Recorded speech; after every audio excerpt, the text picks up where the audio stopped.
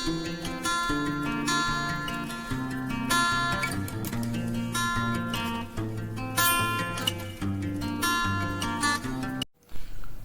दोस्तों, मैं विशेश्वर कुमार। आज बात करते हैं बिहार चुनाव पर। तीसरे चरण का मतदान आज पूरा हो गया है। 15 जिलों में 78 सीटों पर वोट पड़ने थे और आज पड़ गए। छोटे छोटे 2-4 घटनाएं हुई हैं, लेकिन वोटिंग जो है करीब 55% के आसपास बताई जा रही है। तीनों चरण में लगभग इतने ही 54-55% ही मतदान हुआ है। एक घटना पूर्णिया जिले में हुई है। मतदान करने जा रहे एक युवक को गोलियों से भून दिया गया है और ये युवक किसी बाहुबली का जो है भाई बताया जा रहा है। और इसका चुनाव से कितना संबंध है ये तो बाद में पता चलेगा, लेकिन एक घटना ये बड़ी हुई है। बाकी जगह कई जगहों से जो है वोट बहिष्कार की सूचनाएं आ रही हैं और वोट बहिष्कार बिहार में जो है हर चुनाव में देखने को मिलता है।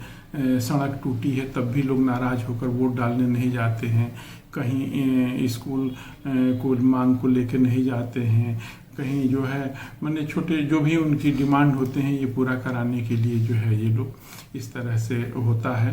और वोट तो मैंने डालना चाहिए। समस्याएं जो हैं अपनी जगह है।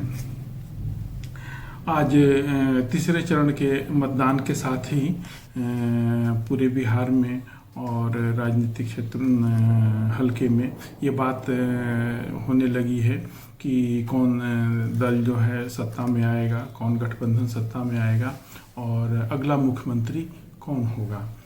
तो टीवी चैनलों पर एग्जिट पोल भी चल रहे हैं और सभी पोल में जो है मोटे तौर पे कांटे की टक्कर दिखाई जा रही है। राजग में और महागठबंधन में कि कांटे की टक्कर है। और लेकिन एक चीज़ है मार्के की कि उसमें जो है महागठबंधन को हल्की सी बढ़त दिखाई जा रही है और वो इस रूप में दिखाया जा रहा है कि भाई यहाँ से लेके यहाँ तक, मतलब कि दोनों बातें हैं। लेकिन सभी सर्वे जितने हमने देखे हैं अभी तक उसमें दिखाया जा रहा है कि तेजस्वी यादव को सबसे अधिक सीटें मिलती दिखाई दे रही हैं। दूसरे नंबर पर भारतीय जनता पार्टी है, तीसरे नंबर पर जनता दल यू है और चौथे नंबर पर कांग्रेस है। लेफ्ट और एलजेपी वगैरह सब नीचे हैं। एलजेपी जिसके बारे में शुरू से चर्चा रही है कि बहुत बड़ा फैक्टर रहेगा, लेकिन एलजेपी के सीटें बहुत ज़्यादा नहीं दिखाई जा रही हैं। लेकिन अगर एलजेपी फैक्टर रहा है तो वो उसने जदयू को सबसे अधिक जो है नुकसान पहुंचाया है। तीसरे चरण के मतदान के साथ ही मैं एक बात बताना चाहूँगा कि चुनाव प्रचार के आखिरी दिन मुख्यमंत्री नीतीश कुमार ने किशनगंज की एक सभा में कहा था कि ये मेरा आखिरी चुनाव है और अंत भला तो सब भला। तो वो एक तरह से जो है मतदाताओं के बीच जो है ना उन्होंने संदेश दिया है। बाद में जदयू के जो है सफाई आई थी कि उन्होंने राजनीति से संन्यास लेने की बात तो नहीं कही है, लेकिन मोटे तौर पे नीतीश जो कुछ भी कहते हैं माना जाता है कि वो उस पर अमल जरूर करेंगे।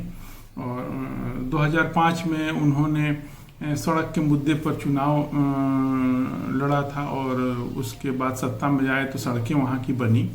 2010 में उन्होंने बिहार में बिजली के मुद्दा उठाया था और बिजली भी आई बिहार में।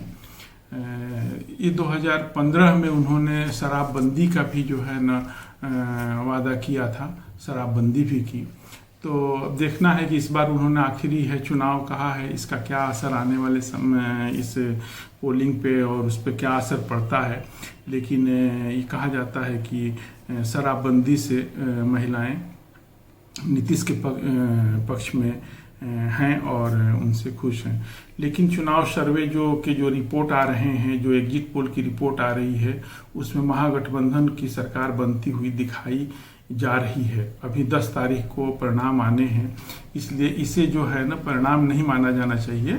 और लेकिन सर्वे में तेजस्वी को बढ़त दिखाई जा रही है। और ये कहा जा रहा है कि उन्होंने जो बेरोजगारी का मुद्दा जो उठाया था और सरकारी नौकरी देने का, वो बिहार में घूम फिर कर केंद्रीय विषय बना रहा और उसको लेकर जो है उन्होंने सभी दलों को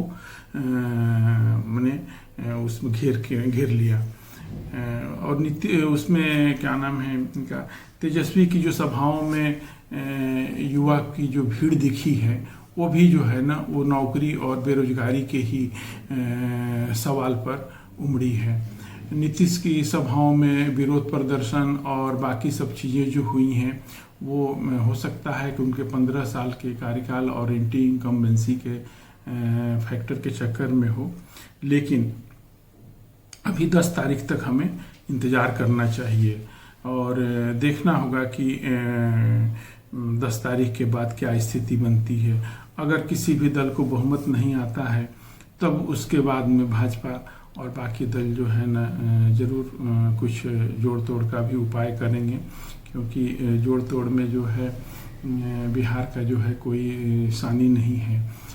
तो हम ये कहना चाहेंगे कि जो भी परिणाम आए इस बार जो है बिहार की जनता की निश्चित रूप से जीत होगी और जो भी सरकार बनेगी मुझे लगता है कि बेरोजगारी, सरकारी नौकरी के सवाल से जो है ना भाग नहीं पाएगी, उसे नौकरी और रोजगार जो है ना सृजित करने पड़ेंगे।